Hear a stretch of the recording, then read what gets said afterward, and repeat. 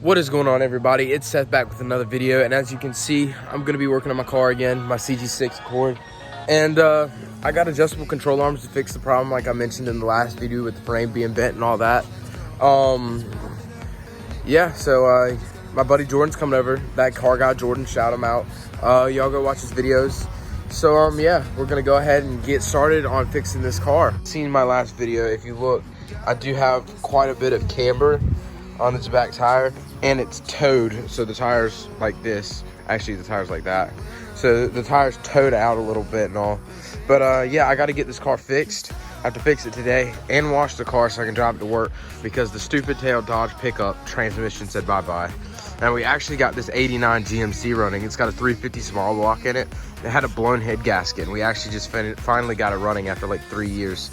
So now that that's running, there's a horsefly on me. That's fun.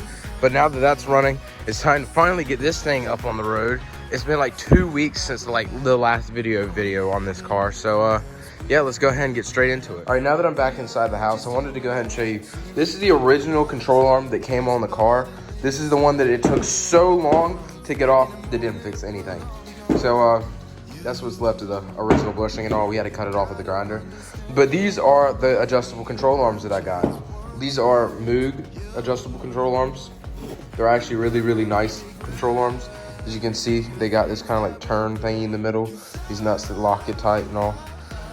But yeah, they're set up where this one I think goes to the back and this one goes to the front. I don't know, I'll figure it out while I'm working on the car. But yeah, these are the control arms. Shut up, dog. But these are the control arms that I got. And hopefully this will fix the problem. I also have a camber arm that is on the way. It's the same brand, I think. So it's an adjustable camber arm, so I'll be able to adjust the camber even more once that comes in. But for right now, since I got to get to work and I have no other source of transportation, I got to go ahead and get these put on the car. Well, here comes Jordan and Rosie. Like I said, check out that car guy, Jordan. He's doing a little build on that truck right there. He just bought a GoPro Hero 8, so I mean, he's already going to start making better quality content than me. So like I said, just go check him out. Link is going to be in the description.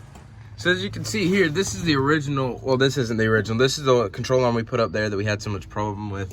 And this is the adjustable bolt that comes from the factory at Honda.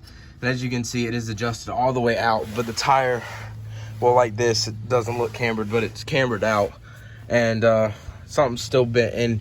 It's either bent in the knuckle itself or in the frame, but we're thinking this little buckle looking area right here is bent, is what the alignment shop thinks, is this little, how it's like buckled right here.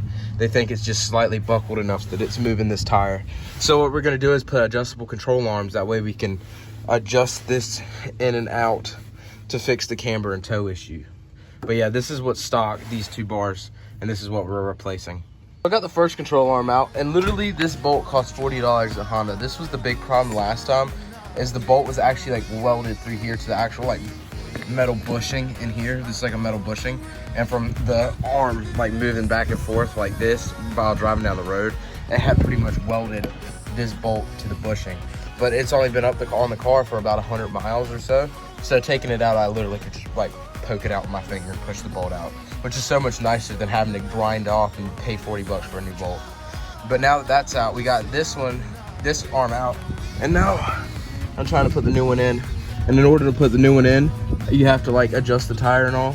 But I'm gonna go ahead and just adjust this whole arm out some, because this back side of the tire needs to be pulled out like that so that I can get it in and adjust for the everything else.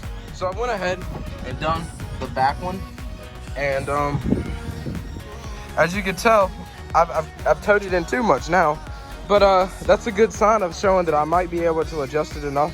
But before, it was towed out, now it's towed in. So I mean, it means if I can find the sweet spot right dead in the middle, I'll be able to get it done.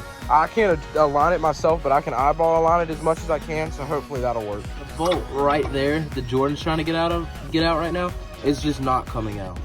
We can't get an impact or a socket or anything in there to get it out. So to get it out is being a pain. So I don't really know what we're gonna do at this point, but that's being really annoying. I had to go to Jordan's house to get a universal socket so it would fit on the bolt.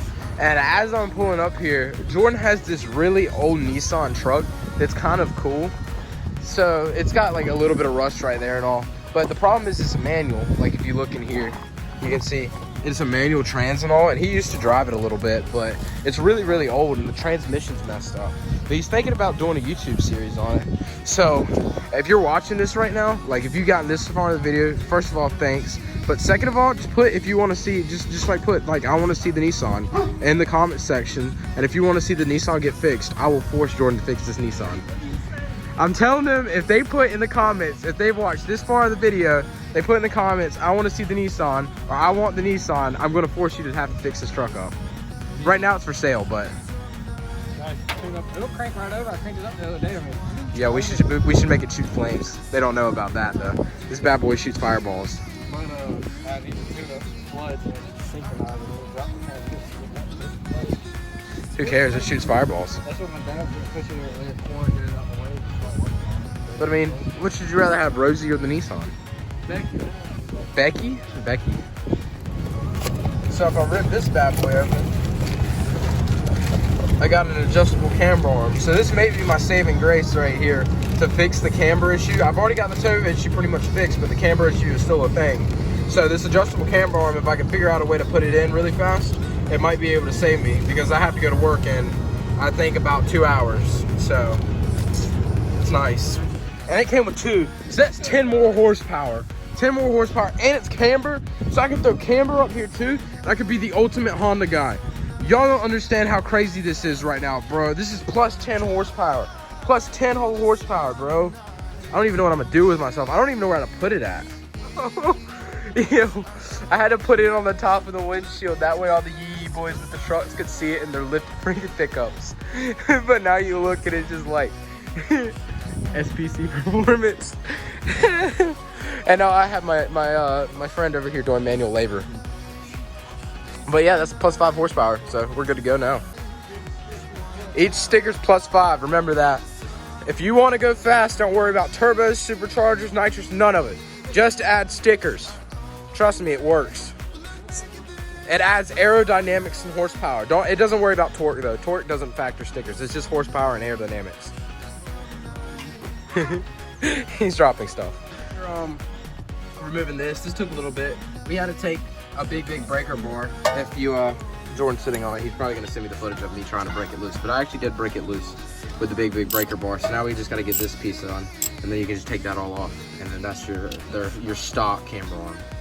So it's the next day, and we got this arm out, and you have to have an actual special tool to take it out. This little fork thing goes in like this, and then you hit it with a hammer at the back, and it just wedges it out right there at the top of the knuckle. So that's why we couldn't get that pulled out to begin with. So now we're getting ready to put the adjustable one in with it, but we got the old one out. Well, guys, we finished putting the camber arm on, and we adjusted it all, and I just got done taking it down the road for a little test drive or whatever. And this video is really cut up. I don't know why. I just didn't get a lot of recording time or filming time, but I still wasn't able to get that other control arm on the front. But it's still good enough that you can adjust the camber and the toe. So we're just gonna take it to an alignment shop in 3 days. So thank y'all so much for watching. This is almost done.